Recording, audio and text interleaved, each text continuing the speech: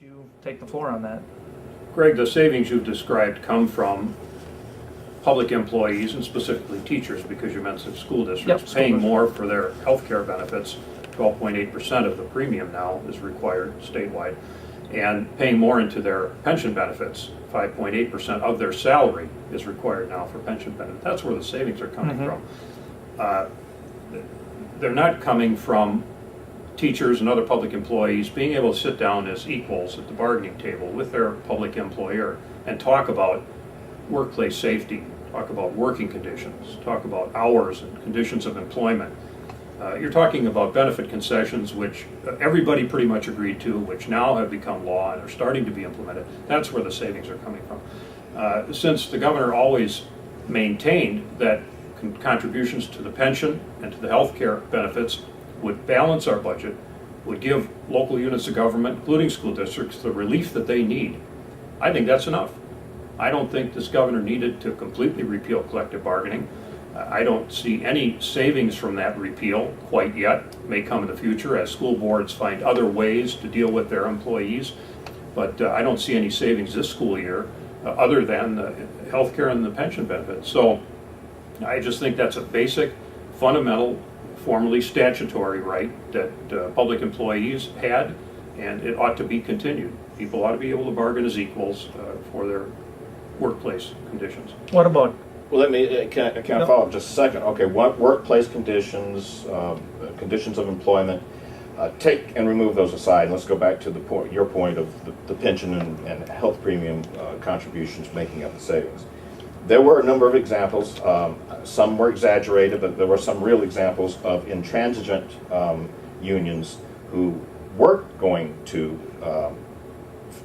give those benefits or pay those costs. Janesville was a perfect example. Their city unions rushed in a new contract before the collective bargaining law took place. So what would be your position on if they got the workplace conditions and they could bargain for those, and they could not letting them bargain for the benefits and the pension and health contributions?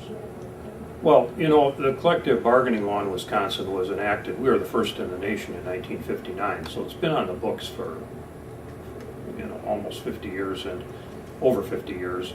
And that law has never really stayed the same since 1959. It's been modified over time to fit economic conditions in the state.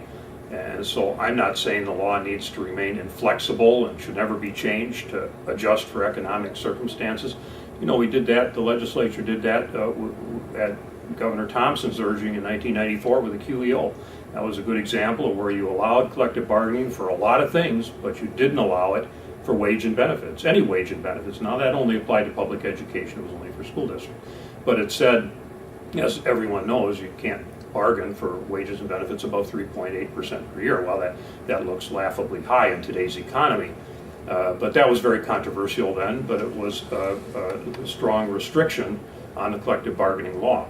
And I don't see a reason why we couldn't do something like that again, where you have requirements in these economic times, excuse me, to pay for certain benefits, fringe benefits where you have certain restrictions on salary, but you don't take away the basic right of people to sit down and talk with their employer about certain workplace conditions and safety and hours and maybe even the school calendar and some things. I think that the legislature can make adjustments, as it has many times in the past, and get savings that it needs to get to balance the state budget, local, school district, and other municipal budgets, and still allow collective bargaining right.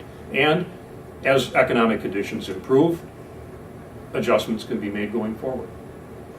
As I'm going to follow up with tenure, you have once they get to that level, basically they have their jobs for life, unless they make a huge mistake. And the argument's been made that there's a lot of teachers out there floating by. This is dealing with teachers, and that's hurting education. Where do you come down on that, Senator? Well, we don't have tenure in Wisconsin. No school teacher is tenured. They can be dismissed for a variety of reasons, but it's up to the school board to document those and diligently pursue those. But there's no guaranteed employment for public educators in Wisconsin.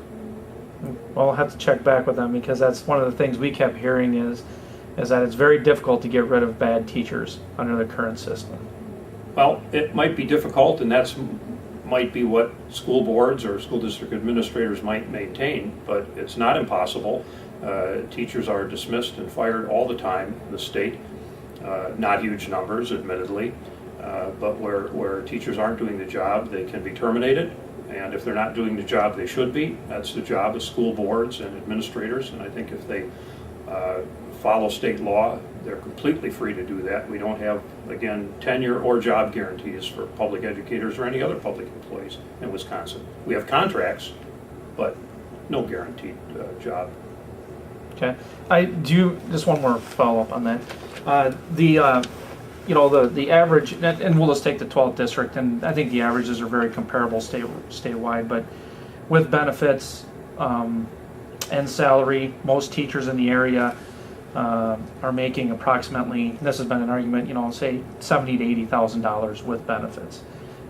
In the 12th, Senate district, I think our numbers are showing that the average salary for most of the workers in your district is probably, between $25,000 and $30,000, and some of those are professionals.